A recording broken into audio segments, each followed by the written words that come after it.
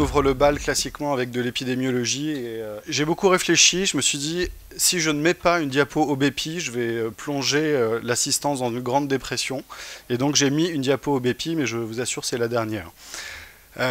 J'ai choisi de montrer des projets qui sont en cours, des choses un peu, voilà, un peu inhabituelles plutôt que des choses très, très carrées. Donc tout peut être discuté dans ce que je vais vous montrer. Alors clairement, ce que nous dit OBEPI, c'est la progression à partir de données déclaratives sur la prévalence de l'obésité avec une même méthodologie. Et ce qu'on aimerait bien nous faire dire avec cette diapositive, c'est que ça va beaucoup mieux maintenant, puisque ça augmente moins. Est-ce que c'est vrai ou pas? J'en sais rien. Ce qui m'intéresse pourtant, c'est que bien la prévalence de l'obésité, c'est 15% en France. C'est plutôt bien installé, et même si c'est 13 ou 17, à la limite, peu importe. En tout cas, ça va nous occuper un certain nombre d'années et ça va nous permettre de pouvoir discuter tous ensemble pendant les quelques décades à venir. Alors, est-ce que si on regarde dans d'autres populations, l'obésité c'est plus fréquent ou moins fréquent? On a moins l'habitude de voir cette étude qui est pourtant très intéressante, qui a été menée par Katia Castedbon à l'INVS à l'époque, Santé publique France maintenant, qui était auprès d'usagers de l'aide alimentaire. Donc ces sortes de... Bonjour à tous, d'épiceries solidaires qui sont un peu partout en France. Et donc dans l'étude ABENA qui a été répétée à 2 reprises, la dernière datant de 2011-2012, donc vous voyez dans 6 zones urbaines, on voit qu'il y a des zones, par exemple dans le Val-de-Marne, dans le sud de Paris, où la prévalence de l'obésité est de 37%. Donc c'est quand même il y a quand même clairement un gradient socio-économique, voire plus que ça, des zones où la forte précarité va concerner va induire des prévalences de l'obésité extrêmement importantes.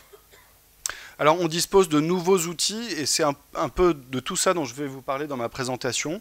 En fait de 3 nouveaux dispositifs, une nouvelle cohorte, une deuxième nouvelle cohorte à partir des bases médico-administratives de l'assurance maladie pour vous montrer qu'il y a des nouveaux outils qui émergent finalement en épidémiologie, qui ne remplacent absolument pas les anciens mais qui se combinent à ces outils classique de cohorte avec des gens que vous allez inclure dans différents endroits. Et puis, je vous donnerai un exemple aussi d'un nouvel outil qui sont les méta-analyses en réseau et qui me paraissait intéressant de vous montrer aujourd'hui. Alors, la cohorte Constance, c'est une plateforme de recherche qui est dirigée par Marie Zins et Marcel Goldberg. Et c'est une cohorte qui va inclure 200 000 personnes en France, donc des majeurs, 18 à 69 ans, avec une inclusion graduelle sur 6 ans.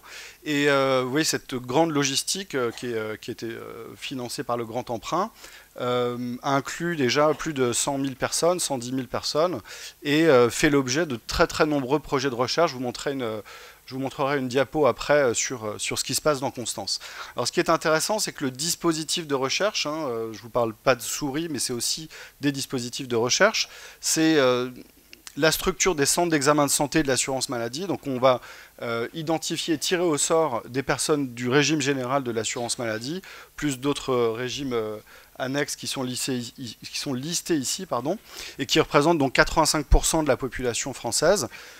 Cette population, donc des 200 000, va être recrutés dans ces différents centres d'examen de santé de la sécurité sociale avec des questionnaires, de la biologie, plein de protocoles annexes par exemple sur des bilans neuropsy chez les plus de 45 ans, de la spirométrie, de l'électrocardiogramme. Il y a énormément de choses qui est réalisées et donc ça va drainer une quantité de masse de données extrêmement importante. Et ce qui est intéressant, c'est que les conditions de réalisation de ces différents examens se font suivant des protocoles très standardisés, avec des techniciens qui repassent dans les centres, qui vérifient l'état des balances, qui vérifient que la biologie est prélevée correctement, etc. Donc c'est assez structuré et assez qualitatif, voire très qualitatif. Et puis, et ce qui est intéressant, c'est qu'il va y avoir des questionnaires annuels de suivi sur lesquels on travaille dans le comité de pilotage de l'étude tous les ans et on peut ajouter des nouvelles questions. On peut migrer vers des nouveaux outils qui sont de collecter par exemple des questionnaires par Internet plutôt que par papier, mais il faut le tester, le valider et le comparer. On va bien sûr faire de la biologie et puis le point vraiment très fort de cette cohorte, c'est l'appariement avec les bases médico-administratives, la base du SNIRAM et du PMSI, de la caisse d'assurance vieillesse et puis bien sûr du CEPIDC pour les causes de mortalité. Donc vous voyez que finalement, ça va, avec la biobanque qui va se faire sur 80 à 100 000 personnes, il ne faut pas qu'on inclue trop vite dans les centres parce qu'il nous reste la biobanque à faire. Ça va constituer finalement une approche assez intégrative en épidémiologie avec un millefeuille de plein de types de données différentes qui vont s'ajouter. Donc vous voyez rien, mais c'est fait exprès. C'est pour vous montrer finalement tous les projets de recherche. Il y en a 65 qui ont été déposés et acceptés par le comité scientifique international de la cohorte. Donc il y a des gens d'un peu partout du monde qui constituent ce comité scientifique et qui va chercher non pas à saquer les projets, mais à valider la pertinence scientifique et surtout l'aspect logistique. C'est-à-dire que si vous voulez faire du PET scan chez 200 000 personnes, ben, on va peut-être vous dire oui, peut-être que vous pouvez commencer par 50 000 plutôt que 200 000 et puis trouver 38 millions de dollars et puis vous revenez ensuite faire ce protocole ancillaire. Donc disons que l'idée c'est optimiser les projets. Alors vous voyez que par exemple, il y a un projet qui a débuté avec Anne-Laure Ferral qui a fait sa thèse avec moi, qui s'appelle Corso, qui est sur la consommation de soins. Je ne sais pas si Anne-Laure est là, elle va venir peut-être. Consommation de soins et renoncement aux soins des sujets obèses dans la cohorte. Et donc, on se retrouve avec un échantillon d'énormément de sujets, beaucoup de données d'ordre sociologique, d'ordre économique. Donc, on peut vraiment avoir des approches assez originales. Et puis, vous voyez qu'il y a des choses sur la surveillance du diabète. On a un groupe de travail avec Santé publique France. Il y a des choses sur les maladies respiratoires, puisqu'on a des spirométries. Donc, il y a énormément de données qui vont être testées. Qui vont être utilisés, pardon. Alors, qu'est-ce qu'on a? On a un papier qui a été publié dans le BEH là récemment, qui nous donne des prévalences de l'obésité. Et comme je vous le disais tout à l'heure, voilà, que ce soit 15%, 15,5%, 15,8%, on retrouve des données qui étaient connues, qui avaient été montrées dans OBEPI. La seule différence ici, c'est que l'échantillon, il est à partir de données mesurées et standardisées, avec des protocoles pour collecter les données, puis surtout un travail statistique pour pondérer l'échantillon et le rendre représentatif de la population cible de la cohorte. On peut faire des choses intéressantes aussi et regarder ce phénotype que certains décrivent et d'autres en sens, qui est le phénotype des obésités métaboliquement saines ou obèses en santé. Alors c'est très intéressant parce que ça crée de la discussion, ça crée de la contradiction. Et vous voyez que par exemple dans cette cohorte, alors là la définition qu'on a donnée ici, donc c'était avoir moins d'un facteur de risque cardiovasculaire en plus de l'obésité. On n'a pas tenu compte des traitements dans ce papier, ce qu'on est en train de faire, donc forcément les prévalences vont baisser, bien entendu, mais pour vous montrer une illustration sur une autre cohorte, par exemple dans la cohorte Whitehall 2, on a montré chez 7000 sujets que les personnes avec une obésité métaboliquement saine ou avec facteur de risque n'avaient pas le même risque prédictif de devenir diabétique au cours du temps, après 17 ans de suivi sur un échantillon de 7000 personnes.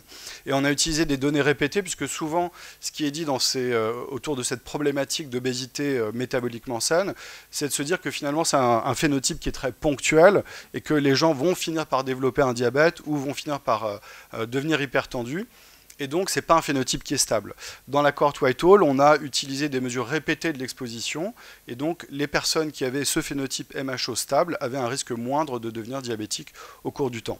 Et il y a de la biologie derrière pour expliquer pourquoi ce phénotype-là existerait, oui ou non. Ce n'est pas le sujet du jour. Je voulais juste un peu agiter les esprits comme on me l'avait demandé.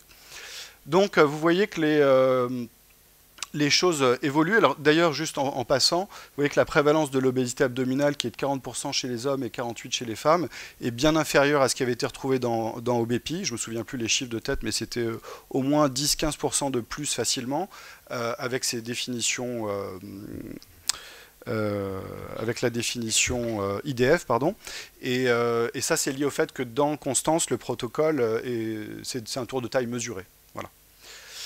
Alors, la force de cette cohorte, ça va permettre aussi de travailler sur des trajectoires de soins, ce qu'on appelle le live course épidémiologie, et vous voyez ici les différents postes ou les différents aspects qu'on pourrait étudier. La consommation de soins issus des médicaments venant du SNIRAM, les hospitalisations avec le PMSI, les consultations en ville, et puis tous les actes de biologie, tout ça bien sûr combiné à ce que je vous ai dit tout à l'heure de questionnaires, etc. Et donc ça va permettre de favoriser un grand courant actuel qu'on appelle le live course épidémiologie, c'est-à-dire de faire des analyses vie entière sur des phénomènes. Ça rejoint un petit peu ce que je vous disais sur le MHO tout à l'heure. Et donc, typiquement, classiquement en épidémiologie, on prend l'exposition, c'est-à-dire le niveau d'indice de masse corporelle à un moment, ou par exemple au moment de l'événement cardiovasculaire, et puis on regarde l'effet de l'IMC sur la récidive des événements cardiovasculaires ou sur la mortalité. Et donc, le fait d'avoir des cohortes longitudinales avec des mesures répétées vous permet de travailler sur la variation de l'exposition. On peut aussi, toujours dans cette même approche longitudinale, regarder les changements de statut de l'IMC. Est-ce qu'une personne dans une base de données il y a 20 ans qui était obèse, elle va évoluer, elle va grossir, elle va maigrir. Et donc le fait que ces changements de statut s'opèrent au cours du temps va forcément avoir un impact sur la survenue des événements. Donc les cohortes longitudinales avec toute des sources de données différentes vous permettent d'avoir ce type d'approche. Alors, j'ai trouvé que c'était intéressant de vous parler d'épidémiologie, aussi de la chirurgie de l'obésité, et vous montrer que finalement, même si, bien sûr, on a une chance extraordinaire d'avoir eu des programmes de prévention depuis des années en France, on a aussi une santé publique originale, puisqu'on a une prévalence de l'obésité qui est finalement loin d'être la plus élevée en Europe. Et pourtant, on a une activité de chirurgie bariatrique qui est la 3e ou la 4e au monde en termes de fréquence. Et donc ça ouvre le champ, alors pour nous, parce que c'est le sujet du jour, hein, ça ouvre le champ à beaucoup de recherches, de l'épidémiologie clinique, de la biologie, mais aussi ça engendre un intérêt pour d'autres approches en recherche.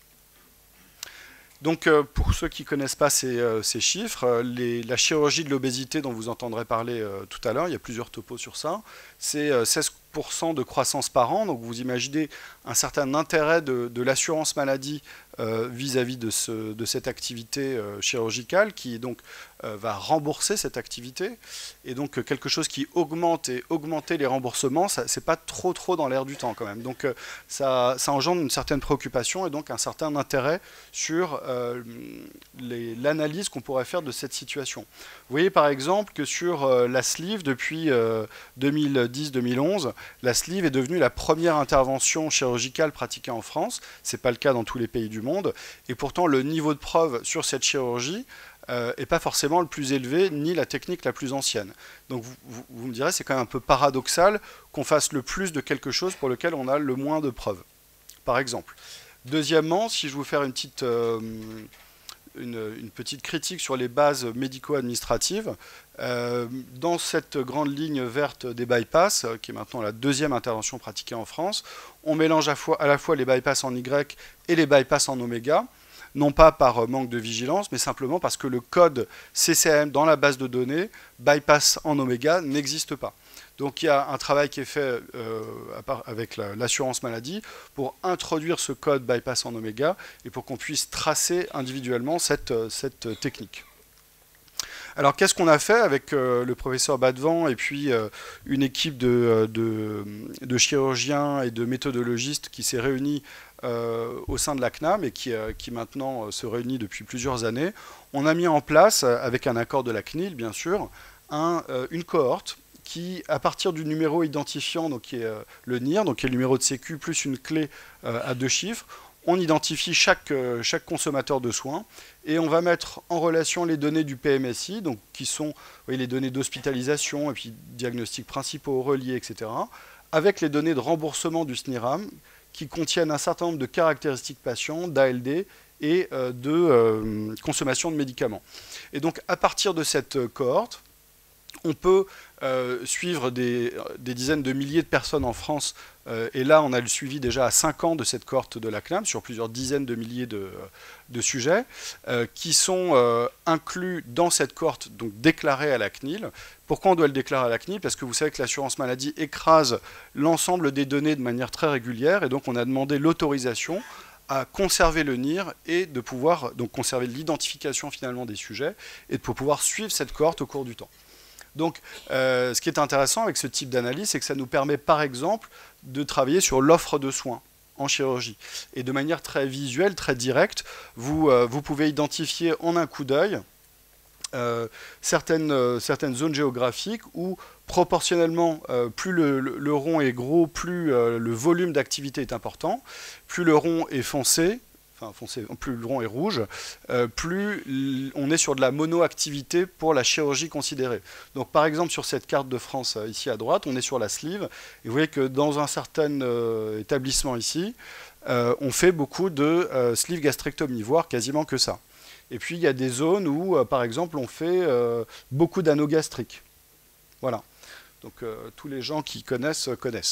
Voilà, je ne vais pas rentrer dans les détails. Donc après, ce qui est intéressant, c'est de se dire qu'on a certaines zones géographiques où on retrouve différentes chirurgies. Et vous voyez que visuellement, on peut comprendre comment ces cartes peuvent intéresser un décideur de santé si jamais on se pose la question de est-ce que sur l'ensemble du territoire, on m'offre le même type de service. C'est-à-dire que si j'ai un IMC à 40 et que je suis diabétique et que je me pointe ici, on me propose une sleeve, et si je me pointe ici, on me propose un anneau. Donc du point de vue de l'assurance maladie, ça pose un certain nombre de questions, un peu comme si vous entriez dans un cabinet de diabétologue, on vous propose du Diamicron, et dans l'autre, un autre médicament, juste parce que vous préférez cet autre médicament, ou bon, bref. Donc vous voyez que ces données, elles peuvent être intéressantes. Et donc on a un papier qui est sous presse dans la revue Médecine. Et puis on peut bien sûr, et c'est là où ça devient encore plus intéressant, travailler sur le suivi avec, vous vous en doutez, toutes les limites de ces indicateurs. Et là, donc il y a un papier fait par Jérémy Thérault, qui est un chirurgien bariatrique, qui a fait son postdoc à la CNAM. On peut regarder à partir de cette cohorte où là, on a analysé les données de 16 000 personnes. On voit qu'à 5 ans, on a 14% de l'échantillon qui a une nouvelle chirurgie. Donc, un anneau transformé, une sleeve transformée, etc., etc. Et puis, on peut aussi avoir d'autres types de données sur la consommation de soins au travers des consultations. Vous voyez que la première année de suivi, on a 22% des personnes de la cohorte qui ont eu une consultation avec un nutritionniste ou un endocrinologue, 92% avec un généraliste et 87% avec un chirurgien. Donc on se dit quand même le suivi il est plutôt pas mal. Et puis maintenant on regarde les données à 5 ans, et puis là on s'aperçoit qu'il n'y a plus que 12% des patients de cette cohorte qui ont eu un contact avec leur nutritionniste ou leur endocrinologue. Donc on peut documenter aussi l'échappement et les problématiques de perdu de vue qui est un enjeu majeur pour cette chirurgie. Donc l'épidémiologie peut apporter ce type d'informations qui vont dans un second temps permettre d'aller creuser, affiner. On peut regarder aussi les délivrances de suppléments. Alors là encore, vous voyez la limite, on ne peut tracer que ce qui est remboursé. C'est pour ça que ces bases de données, elles ne vont jamais remplacer l'épidémiologie clinique. Elles vont s'ajouter à l'épidémiologie clinique.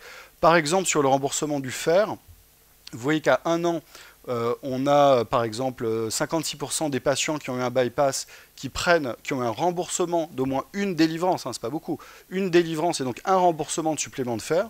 Et vous voyez qu'à 5 ans, il n'y a plus que 40% des patients qui ont eu au moins un remboursement. Si vous regardez maintenant avec une autre approche, un remboursement chacune des 5 années, donc 1, 2, 3, 4, 5, vous voyez qu'il n'y a que 18% des patients qui reçoivent du fer après un bypass, alors qu'ils sont censés tous avoir du fer. C'est un exemple. Mais si vous prenez la sleeve, on est à 3% de patients qui reçoivent du fer tous les ans. Digression en passant, les recommandations anglaises ou américaines ne font aucun distinguo entre la sleeve et le bypass. Les patients opérés d'une sleeve doivent recevoir des suppléments de manière systématique comme les autres. Or, il n'y a pas du tout cette idée-là chez beaucoup de nos confrères. Donc vous voyez que ces données-là, en tout cas, elles permettent d'identifier des problèmes. Il y a un deuxième grand sujet qui avait été à l'époque sur lesquels on avait travaillé avec Arnaud Badevant, on avait rédigé un protocole et qu'on a soumis plusieurs années, on a essayé d'obtenir des financements plusieurs années sur ça. Et donc c'est une cohorte qu'on a appelée la cohorte Barry-Ado. Et là on a une lettre d'intention qui a été acceptée à l'appel d'offres de l'IRESP sur les services de santé. Donc on n'a pas le résultat de l'appel d'offres, hein, bien sûr, mais c'est un projet qui va avancer malgré tout avec la CNAM et l'UMS cohorte en population à laquelle je suis rattaché, et qui vise donc à suivre de manière spécifique les moins de 20 ans, c'est-à-dire les 700 sujets opérés chaque année en France de moins de 20 ans, et de les suivre de manière prospective, en essayant à la fois de coupler des questionnaires individuels et des questionnaires pour les équipes soignantes, pour finalement essayer d'aller un petit peu plus loin que uniquement les données de l'assurance maladie, et de coupler avec des données biocliniques. Alors vous voyez que bon, c'est vraiment c'est les prémices, hein. On est en train de travailler sur le protocole, on est en train de discuter avec l'assurance maladie de la faisabilité de ce projet. Mais pour vous montrer un peu, pour vous illustrer pourquoi ça pourrait poser un problème, là vous avez la répartition, c'était il y a 2 ans je crois, 1 an ou 2 ans, du nombre d'interventions par région. Donc on peut quand même se poser la question de est-ce que c'est raisonnable en termes de santé publique d'opérer 4 patients une année d'une chirurgie, quelle qu'elle soit, hein, ça peut être le corps au pied ou autre chose. Là c'est de la chirurgie bariatrique, donc on se pose la question un peu différemment. Et est-ce que c'est raisonnable, connaissant les courbes d'apprentissage, connaissant la fragilité des patients qui sont opérés, certains sont mineurs, d'aller proposer, d'aller orienter un patient dans un centre où on fait 3 ou 4 interventions par an. Donc cette cartographie, elle permet aussi ça, elle permet aussi d'organiser les soins, et vous savez que la HAS a mis en place maintenant des nouvelles recommandations qui vont réorienter les patients vers des CSO à compétences pédiatriques. Et vous voyez, ça c'est une illustration de cet effet. Là vous êtes à 18 ans, et donc vous voyez le pic d'intervention à 18 ans dans la base de données de l'assurance maladie. Ce qui veut bien dire que ces patients-là, ils ont été préparés avant et que les équipes ont une certaine réticence à aller opérer ces patients. Donc ces bases, elles apportent beaucoup de renseignements, mais il faut quand même pouvoir aller plus loin. Alors, je terminerai là-dessus. On peut se poser la question non pas de l'efficacité de la chirurgie vis-à-vis de la prise en charge médicale, mais finalement du niveau de preuve comparatif entre les chirurgies. Autrement dit, si un patient vient vous voir et vous dit moi je veux une sleeve, et vous lui dites non, je vais vous proposer plutôt un bypass, est-ce que c'est raisonnable ou non? Et surtout, sur quoi ça se base, cette réflexion? Parce que ce qui intéresse le patient, c'est pas la sleeve versus rien, c'est la sleeve versus une autre chirurgie qu'on pourrait lui proposer. Donc on a collaboré avec le Centre de recherche en épidémio et statistique à l'Hôtel-Dieu du professeur Raveau. C'est un travail qui a été financé dans le cadre d'un PHRC. Et l'objectif, c'était de comparer les chirurgies entre elles, suivant les critères donc, HAS, c'était nos critères d'inclusion. On n'a pas fait de sélection sur le critère de jugement, c'est-à-dire on ne voulait pas savoir si telle chirurgie marchait mieux qu'une autre sur le risque de diabète, mais c'était de savoir quel était le niveau de preuve, c'est-à-dire combien il y avait d'études qui se comparaient entre elles finalement, qui comparaient leur efficacité respective. Donc on a inclus les essais randomisés contrôlés, les études de cohorte avec score de propension, ou les cohortes sans score de propension, mais avec plus de 500 sujets. Donc vous voyez d'emblée que si vous connaissez la littérature et vous connaissez l'étude SOS, clairement l'étude SOS ne peut pas rentrer dans cette sélection, puisque dans l'étude SOS, il n'y a pas de publication qui compare l'effet des chirurgies entre elles. Et c'est pourtant la question que nous posent les patients. Donc on a fait une revue systématique et surtout on a abouti à construire un graphique. Et donc c'est en fait le graphique qui retrace le réseau existant, c'est-à-dire les comparaisons disponibles dans la littérature, avec l'épaisseur des cercles, la taille des cercles correspondant au nombre de sujets et l'épaisseur des lignes correspond au nombre d'études disponibles. Ça va être plus clair quand vous allez voir la figure. Et donc on a essayé de regarder les niveaux de comparaison sur le poids, l'IMC et le diabète. C'est la première étape parce que c'est 2 ans de travail pour faire ça. Et on n'a pas encore fini. Et donc l'objectif est en fait d'évaluer la perte d'informations au travers de ces différentes comparaisons, c'est-à-dire le pourcentage d'études, de traitements ou de nombre de patients qui ne contribuent pas à l'information. C'est bizarre de le formuler comme ça, mais c'est pour vous, je vais vous l'illustrer avec un exemple très, très simple. Il y a plusieurs essais randomisés dans le diabète, donc c'est très bien, mais l'immense majorité, c'est-à-dire 85% des essais dans le diabète en chirurgie bariatrique, sont des études à 2 ans. Et les études à 2 ans ne nous apportent pas la réponse clinique, c'est-à-dire qu'est-ce qui se passe pour des patients qui sont opérés en moyenne à 39 ans, 40 ans, et qui donc vont pas vivre 2 ans, mais vont vivre 40 ans de plus ou 50 ans de plus. Donc on ne peut pas répondre à cette question. Et donc finalement, ça permet de visualiser l'intérêt de faire un nouvel essai avec 1 an ou 2 ans de suivi dans le diabète. Est-ce que c'est raisonnable en termes de ressources, puisqu'on est toujours sur ces problématiques de ressources, de continuer à faire des essais de 1 an ou 2 ans dans le diabète? Alors qu'est-ce qu'on obtient avec ce type de travail? Donc là, c'est vraiment la première étape qui est de décrire les caractéristiques des études elles-mêmes, donc les essais randomisés contrôlés, les cohortes avec score de propension et les cohortes avec plus de 500 sujets. Donc très brièvement, vous voyez qu'en majorité, c'est des études monocentriques. Vous voyez que pour les cohortes avec score de propension, elles sont toutes faites aux États-Unis, que finalement l'Europe s'en tire pas mal en termes d'activité de recherche en essais cliniques, que sur les financements industriels, eh ben, c'est pas tellement le sujet. En chirurgie bariatrique, ça peut se voir dans d'autres domaines, mais c'est pas tellement le sujet. Il y a assez peu de financement industriel de ces études, sauf que quand on cherche la source de financement, pour les essais randomisés, dans 35% des cas, on ne retrouve pas l'information dans la publication, par exemple. Donc ça apporte aussi ce type d'information. Et puis, pour moi, le point le plus important, c'est que l'effectif médian des essais randomisés en chirurgie bariatrique, c'est 61 patients. Donc, vous comparez ça à la cancéro, ou au cardio, ou au diabète, où on est sur 5 000, 10 000, 15 000 patients, ça pose quand même un certain nombre de questions. Alors, et ça sera la fin de mon topo. Donc, comment on illustre finalement, mais j'ai été obligé de sélectionner quelques diapos de ce travail qui est en cours de finalisation. Donc là, on a 51 études, 180 000 sujets. Et donc ça, c'est l'illustration du réseau qui est constitué à partir de ce qui est présent dans la littérature.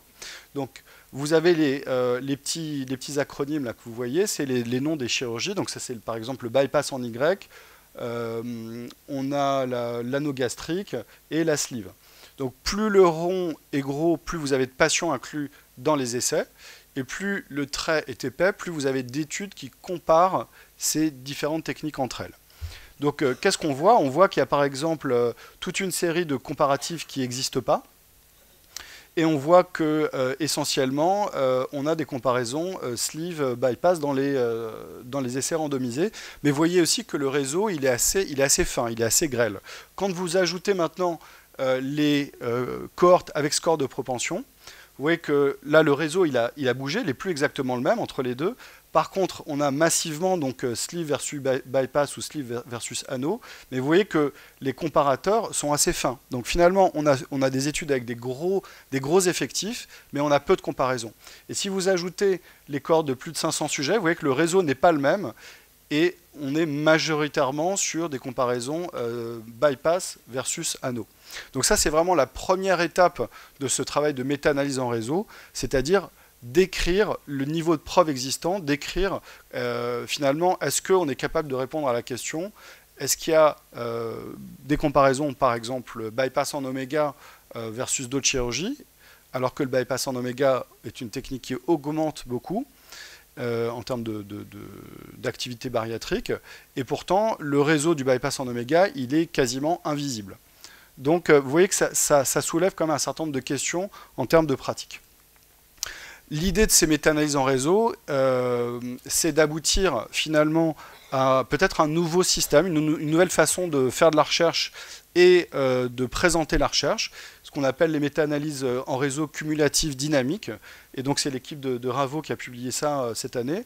L'idée étant d'avoir finalement un système qui pourrait être un système en ligne sur une revue et qui va de manière extrêmement régulière mettre à jour ce réseau de la méta-analyse, le rendre disponible en ligne et le présenter à la communauté scientifique pour guider finalement les zones où il faut continuer à mettre de l'énergie pour faire de la recherche. Autrement dit, si je reviens en arrière, est-ce que faire la énième cohorte qui va comparer l'anneau gastrique au bypass en Y a un quelconque intérêt? Vous avez une idée de la réponse. On a des milliers de personnes incluses dans ces types de comparatifs. Et donc, de comparer ça sur le poids, ça n'a absolument aucun intérêt. Et donc, c'est une perte de ressources. C'est ça, en fait, l'idée qui est derrière. Et donc, l'idée, c'est d'aller guider les champs de recherche sur lesquels il faut aller investir, mettre de l'énergie, parce que la recherche ne se développe pas dans ces champs-là. Ça peut être la cancéro, ça peut être la fertilité, ça peut être etc. etc. Donc voilà, en fait, c'est un peu une nouvelle façon de pratiquer les méta-analyses et de les rendre disponibles. Donc en conclusion, la cohorte Constance, elle fournit finalement un nouvel outil qui est assez intégratif en épidémiologie. On va au final avoir un échantillon de 30 000 sujets obèses dans cette cohorte qu'on va suivre pendant 10 ans avec de la biobanque, des questionnaires, beaucoup de choses qui vont pouvoir être utiles pour la communauté scientifique.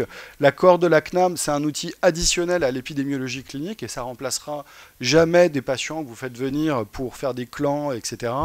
On ne pourra jamais faire ça à partir des données de la CNAM, mais vous voyez que ça apporte quand même un regard un peu original. Et puis les méta-analyses en réseau, elles montrent qu'il y a peu de comparaisons face à face des différentes techniques chirurgicales, et c'est pourtant la question que nous posent les patients, que l'effectif moyen dans les essais, c'est une 60aine de patients, et donc c'est extrêmement éloigné du reste de plein d'autres domaines de recherche thérapeutique, et que ces méta-analyses cumulatives dynamiques, elles vont permettre d'orienter finalement le choix des RCT. Et donc ma conclusion, c'est que l'épidémiologie offre des regards croisés sur l'obésité. Je vous remercie.